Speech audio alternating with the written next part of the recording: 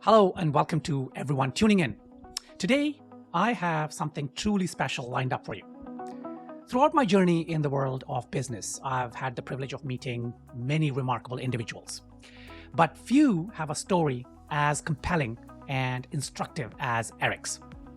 From navigating the challenges of scaling a business, from a mere kind of a trio of employees to well over 1,000 employees, orchestrating a successful exit, and embarking on a new groundbreaking venture, Eric Codorniz's experiences are a treasure trove of insights.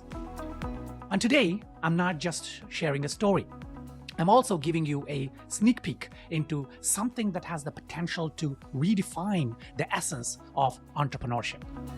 It's the culmination of mine and Eric's shared vision and countless hours of dedication and hard work.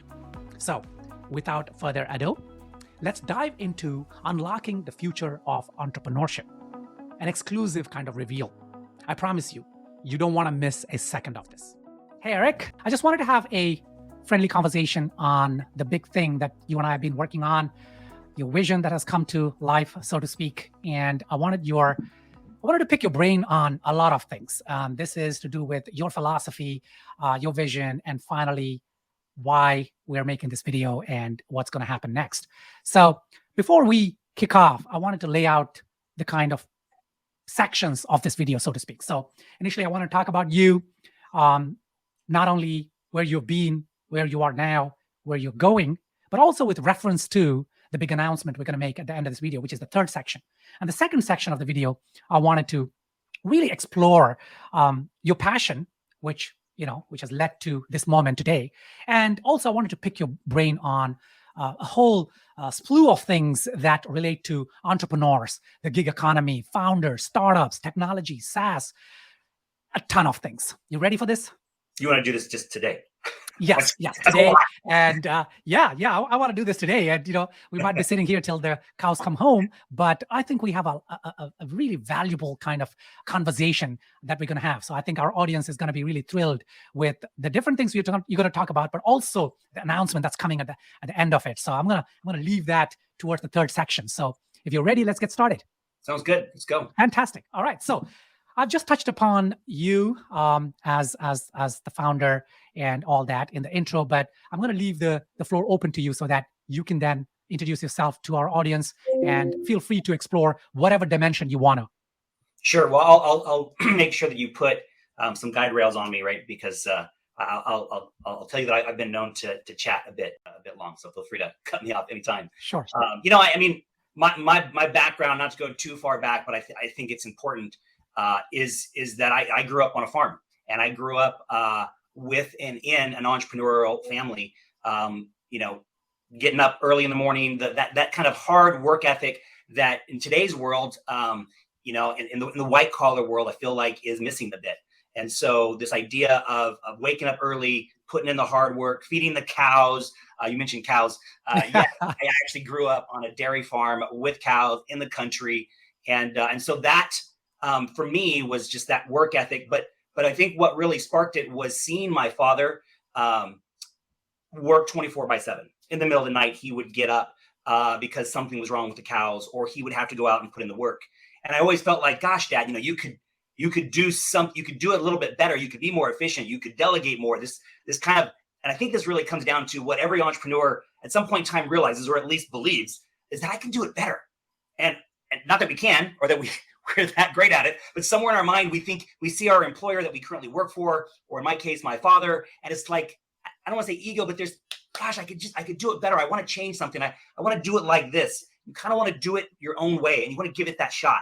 So I love that idea. And that's my background, is coming from that space of wanting to do things a little bit different, maybe a little bit better. And so, growing up on the dairy and the farm is where it all started. But I had and started my first business with computers when I was 16 years old. And it kind of began there, and again, just went out, got the business license, started the business. From there, did that for 2-3 years, went to college, immediately out of college, got a job for 3 or 4 or 5 years, but always with the intention of, I've got to go back. I've got to start another business. I've got to keep doing that.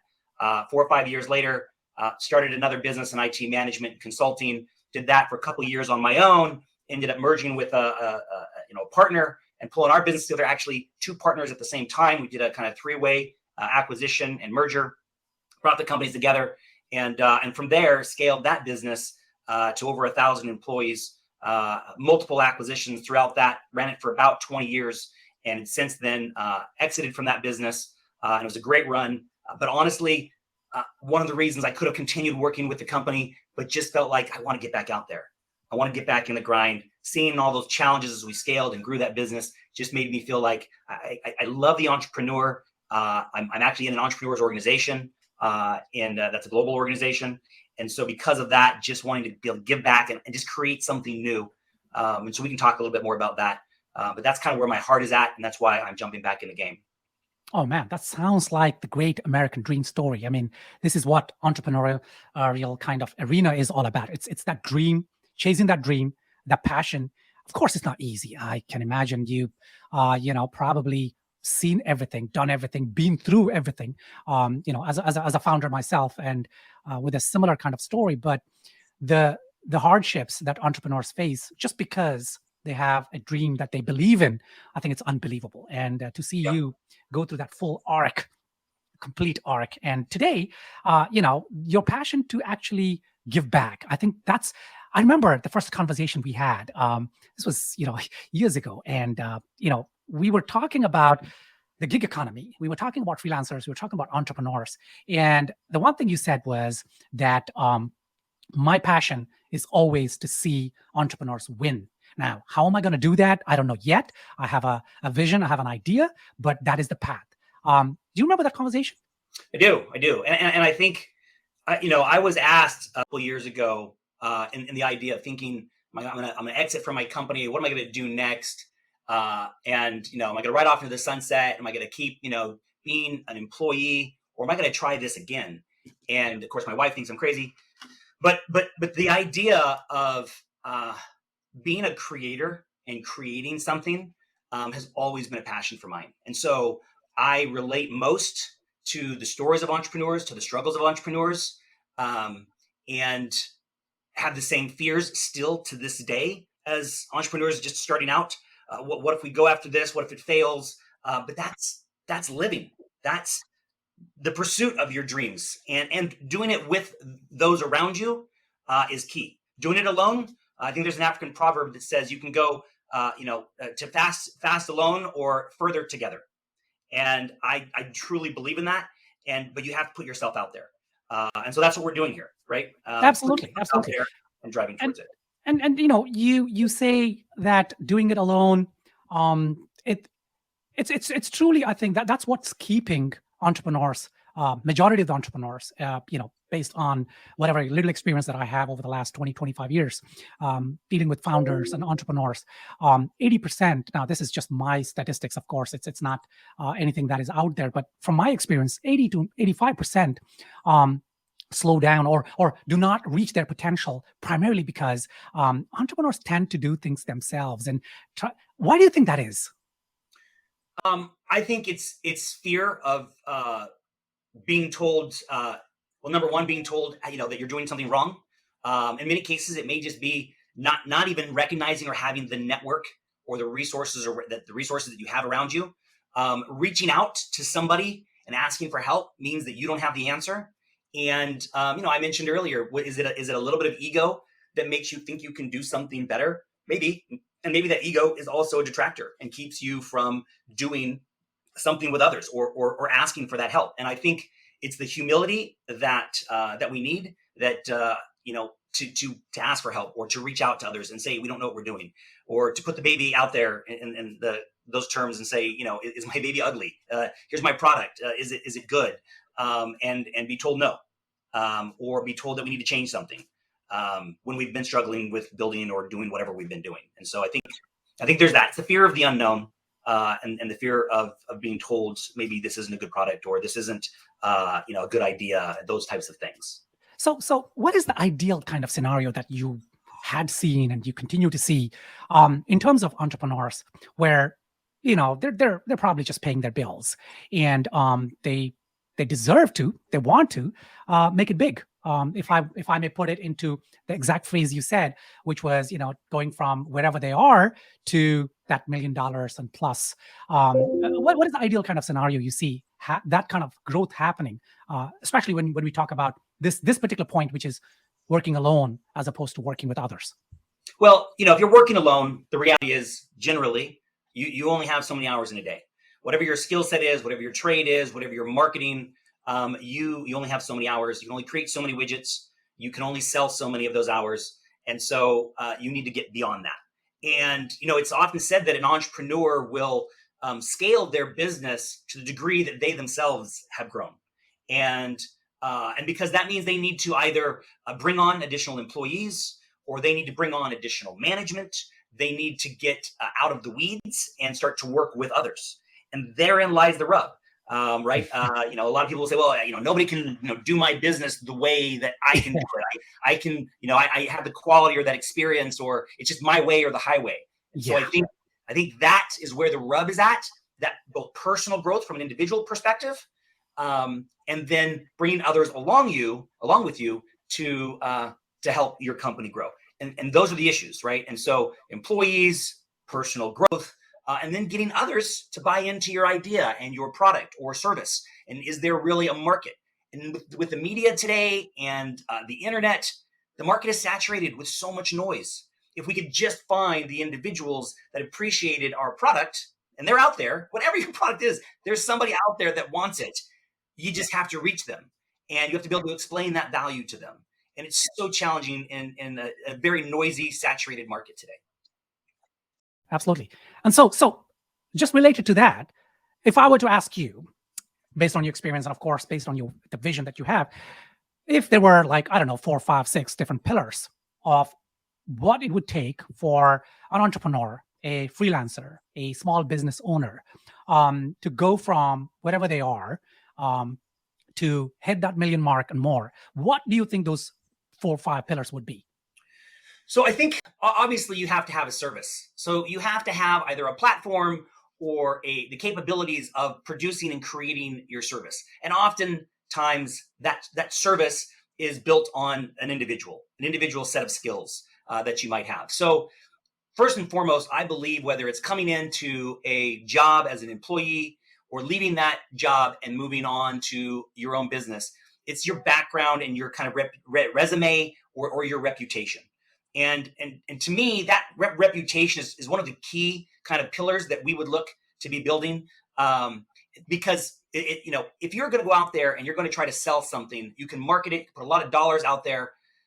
But if you're able to get sales or market your efforts based on your reputation, and people are willing to speak about your skill sets and your reputation, that sells itself. And so I think reputation is key to that. Additionally, I think if we're looking at the ability to be able to support that entrepreneur, there has to be some sort of back office or capabilities, right, that are taking those administrative type skills, automating as much as possible that work that the entrepreneur is doing. It's not necessarily akin to their skills. If I'm an IT individual and I'm great at doing firewalls, or I'm great at doing services in that space, or I'm great at marketing, doing the billing and the invoicing may not necessarily be the best skill. So some type of back office capabilities that helps with those types of efforts. And then I think, when you're looking at these kind of, your reputation, maybe your back office, we mentioned it earlier. Who am I doing this with? How can I go further? How can I just go beyond myself? And so my network, right? Building a network of teams, of virtual teams, to me is the ultimate capabilities of being able to go further together. Historically, businesses hired employees, and they scaled their businesses by growing the number of employees, and those employees were delivering on the services. And then as the management rose up, they led those employees, they brought in additional managers, so on and so forth, and it continued to scale their business, whether geography or additional skill sets, and bringing those in.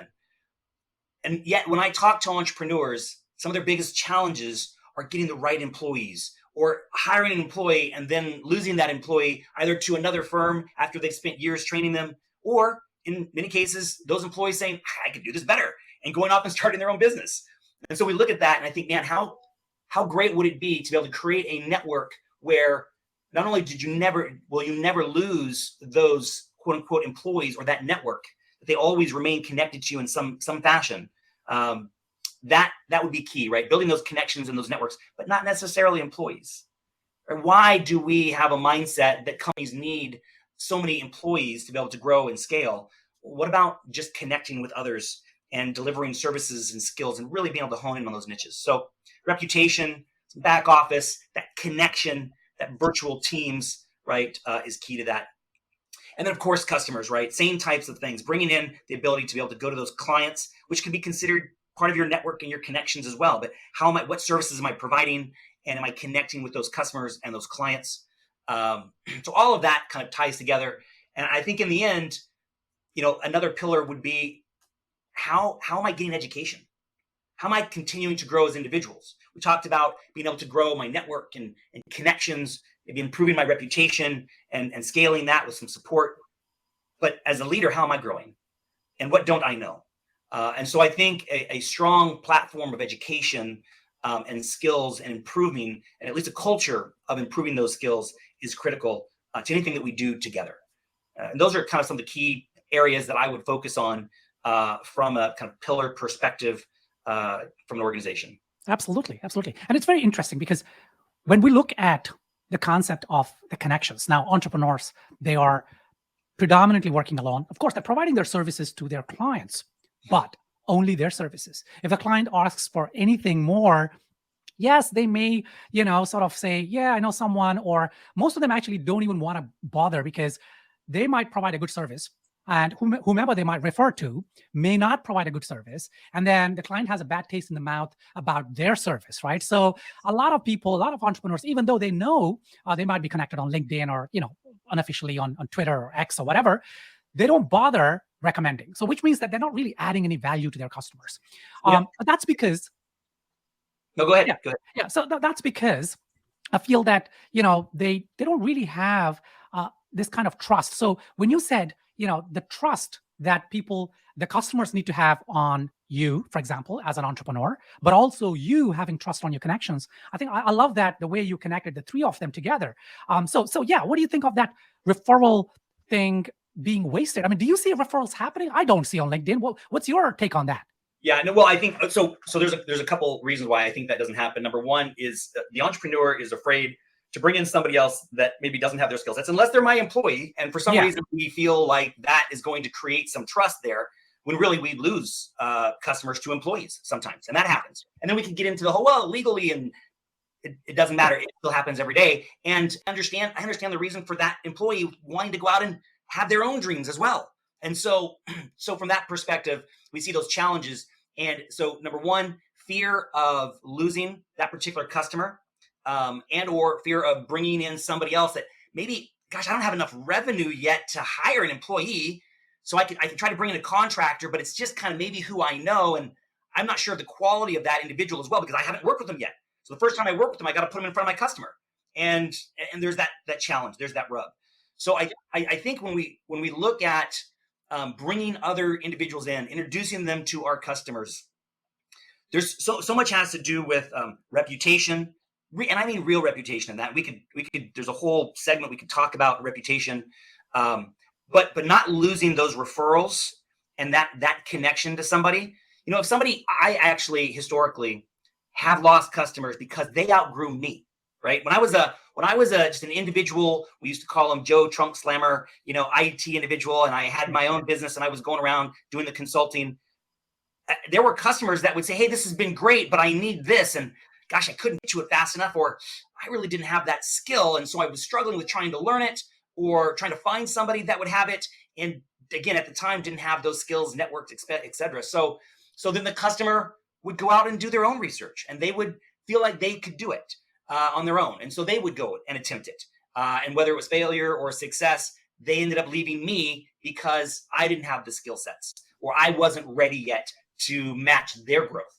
And so again, ultimately putting together an environment where I brought this customer to the table, and regardless of if I'm delivering it, great, I'll get paid more.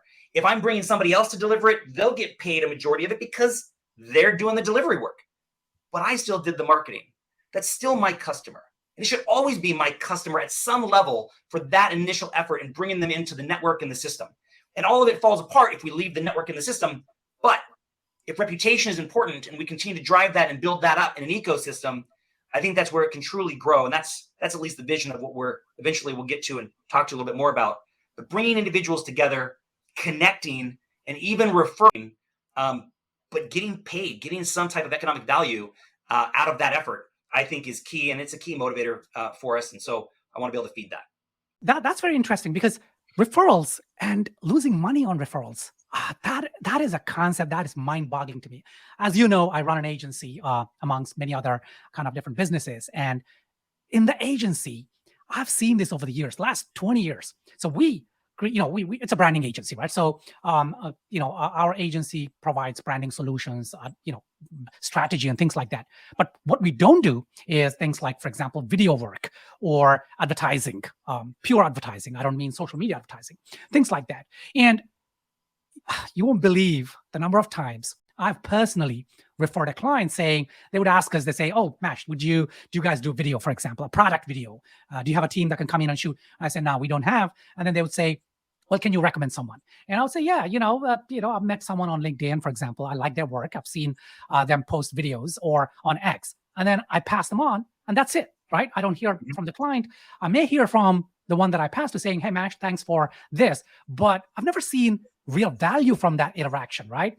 Now, did I do that because I was expecting to get paid? No, I want to provide a value to my client. Sure. But there was something missing there. What do you think of that? Well, and why shouldn't you get paid? It's so interesting to me that we talk about this, like I might refer a contractor to a friend to do work on their home. And I'm like the main salesperson for that contractor or that person that does great painting. And yet I never get paid for that. But why not? Why is that? Why do we feel like there's some negative connotation for referring somebody and maybe getting monetary value from that? So number one, I think we need to dispel that myth. There's nothing wrong with that kind of referral and networks. When we're talking about, so often we would look at historically in our service and the delivery of our skills and our capabilities. And if we had a great project, a great delivery, of course, we would ask our customer if they have any referrals or if they know anybody, because that was the best advertising. You know somebody, and I trust you, and you tell me so-and-so does a good job on that. I will do less homework. You've saved me a lot of time. I'm going to go and work with that person more often than not, simply because you referred them to me. Yeah. And so that dramatically reduces costs for that company. It improves the services, et cetera. But again, it's all based on your referral. And now I'm looking at that individual and their reputation and their capabilities.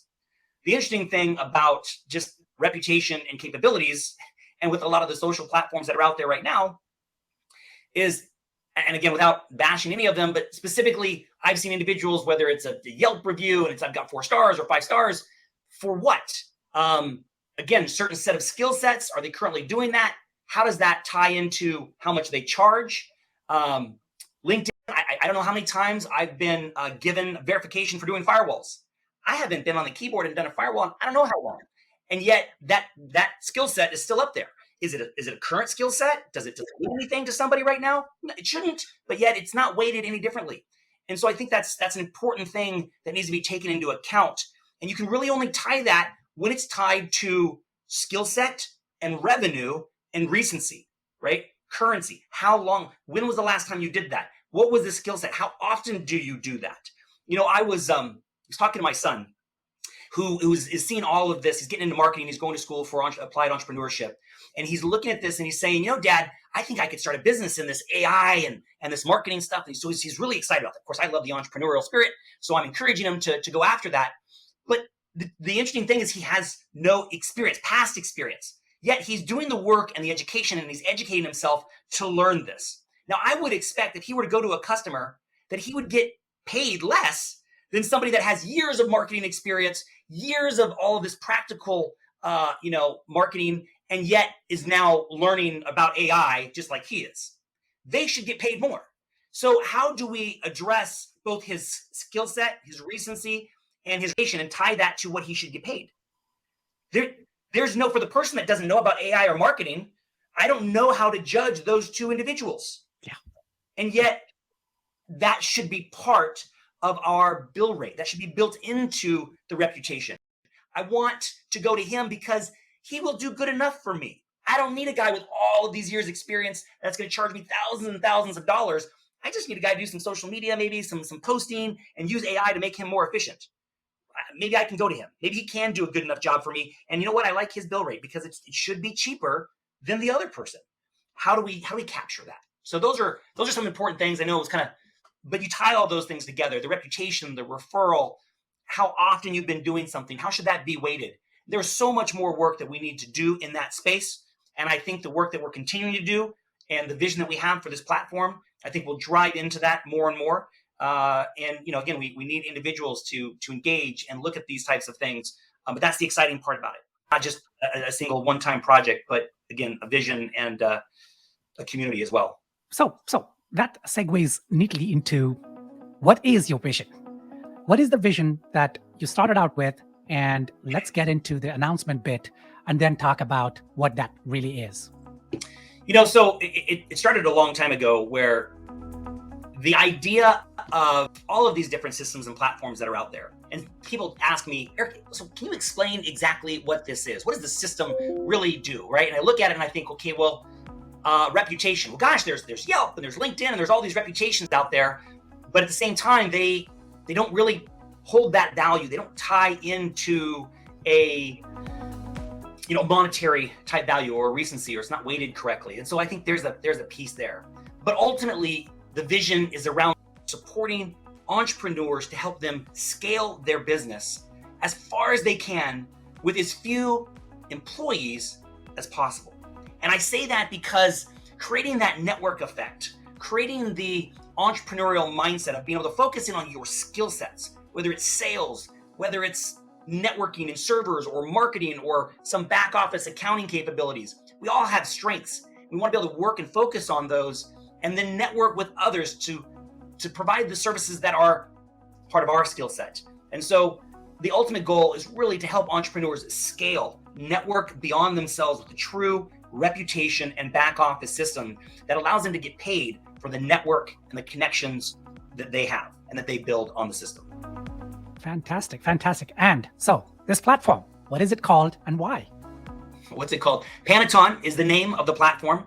And really, Mash, as you know, the naming, the origination of it really was just around this idea of Pano, right? This kind of vision, this 360-degree view of the entirety of the network, of the skill sets of the entrepreneur, and being able to bring all that together and really create something that it can't be done by 5 stars alone. It can't be done by just some referral network. It's not going to be done by just having an invoicing system or a platform that I can invoice and use QuickBooks or FreshBooks and send out invoices. We need to tie it all together. And therein lies the challenge, right? Of getting individuals in a system to be able to believe in the ecosystem where they can scale all of these things together. If I could bring LinkedIn and the network and the Yelp and QuickBooks and put it all together, well, that would be fantastic. Yeah. Well, and that's in effect, it's a big ask. And that is in effect what we're going after. And it's a big, hairy, audacious goal. And I get that. But I believe in the entrepreneur, I believe in the vision. And what we're looking for is the community to really drive this and become part of something that's bigger. I also looked at this challenge with entrepreneurs. We've owned the system. We've delivered on it for so long, whatever that skill set is, whatever that service or product is that we are selling to our customers. And then we do that for 10, 15, 20 years. We realize I have a job. When am I ever going to go out and be able to spend time with my family or go on these vacations or, God forbid, retire? I don't even know what that word means. How do I do that? And the ability to then invest in a network and a system that allows you to easily transition out because you get paid these residuals and this ongoing network effect continues to pay you, or to easily transfer that back into the network, to invest in a system that has a built-in retirement plan for the entrepreneur. Fantastic, right? So those are the things I look at, and those are the things we want to continue building on. It'll be an evolution for sure, but I'm excited to jump in to engage with, I don't even like saying the term customers, because these are peers. These are entrepreneurs that are going to be leading, daily busy lives, and to transition into something, to believe in something, they have to be able to see the pain points. And too often when we're starting off our business, or we're in the middle of our business as entrepreneurs, solopreneurs, we don't see all those pain points. We don't even recognize what they are.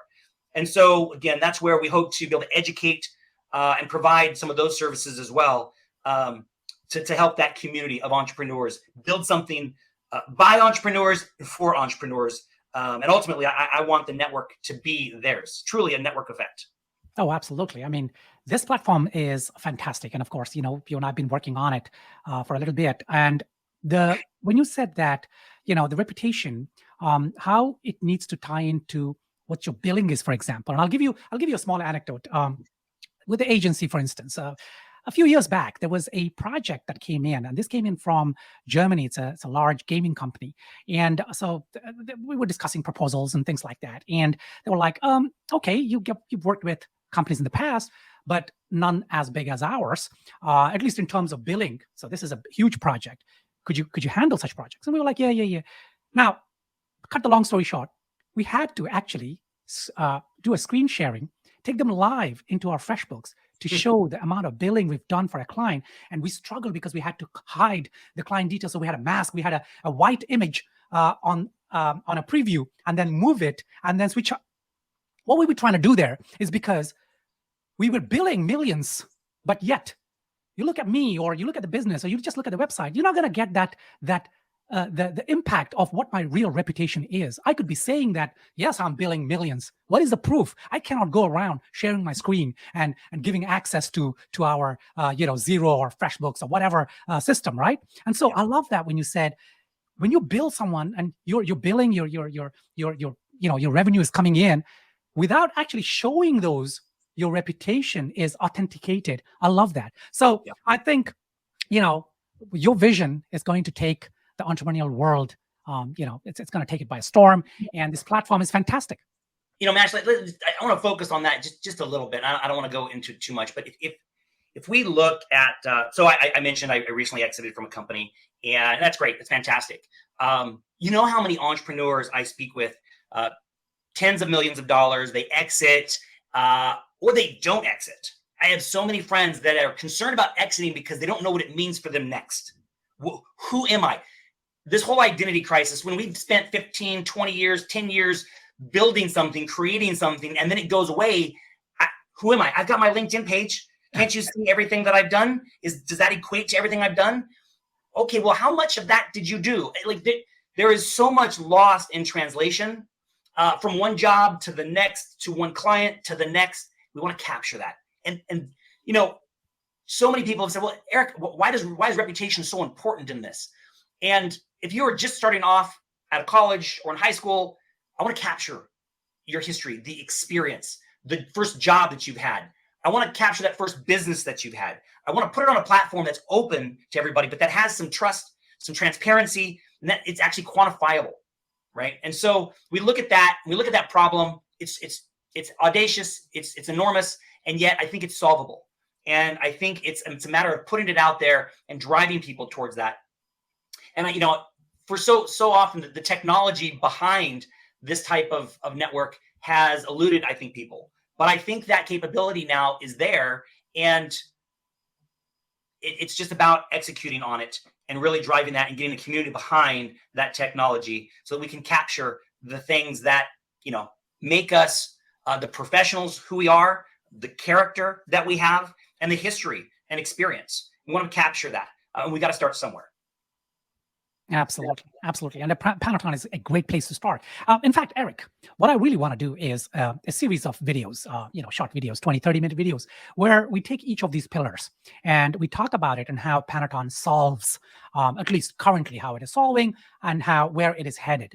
I think that would be almost like a masterclass series for young entrepreneurs, or entrepreneurs of any age, to be honest, on how someone can go from where they are to scaling their business meaningfully, not just in terms of revenue, but as you always point out, that revenue is not by itself the sole kind of criteria of a successful business. It's the reputation, it's the connections that you have, it's the trust that people have, and not based on some system that can be gamed, like many of the review systems out there. 5-star doesn't really mean anything these days when you know that there are bots out there that can go and keep giving you 5 stars. And especially with ChatGPT now, you cannot even identify. Before, you used to be able to identify those because it was crappy comments, but now beautiful comments, very realistic comments. So I want to do that. I want to take the time so that entrepreneurs can get introduced not only to our platform, but to the tenets of successfully scaling a business. How does that sound? I think that would be great, Mash. I look forward to that. Again, digging into each one of these. The vision is big, it's audacious, and I'm excited about that. But I understand it's a lot, and each one of those segments, there's a reason why we've looked at reputation and referrals and network and the back office and the billing, and why those things are important. It really is to address the pain points of an entrepreneur. Whether you have it now, you'll have it in the future. Of those challenges, right? Even to the point of, well, what do I do when I exit? We're looking to build all that into the system, and including the retirement type of exit capabilities. And so that's a lot. But I think each of those areas are critical for an entrepreneur, whether they know it today or not. And being able to provide that in an ecosystem is fantastic. I'm really looking forward to be able to move this forward. Finally, putting things out there, getting feedback from individuals, and really context to be able to build specifically for them and for the community is ultimately the goal. And I'm truly excited about that, truly excited to spend more time with you, digging into this and explaining our theories and having them challenged. Yeah. Please let me come to the table here with some humility and recognize I do not expect that I have all the answers, nor do I want to have all the answers. I want to use the network. I want to go further together. I think that's critical. I've enjoyed working with you and your help on this project. I'm excited about that, and I'm excited to bring and work with other entrepreneurs to create an even bigger ecosystem and platform to serve them and their needs. Fantastic. Thank you for that, Eric. And so officially, the doors are open now for the alpha launch of the platform. And of course, as with any great software, it is an evolutionary process, and therefore, you would like to invite founders and entrepreneurs, maybe a word about that and what the call is today, just for today's video, for example. At this moment, what is your call and what would you like them to do? Absolutely. The platform has so many of these features and so many capabilities, and yet this is that alpha, that MVP, putting the baby out there. Please tell us, get on the platform, log in. What's the point of the platform? Why? We can talk about this ecosystem.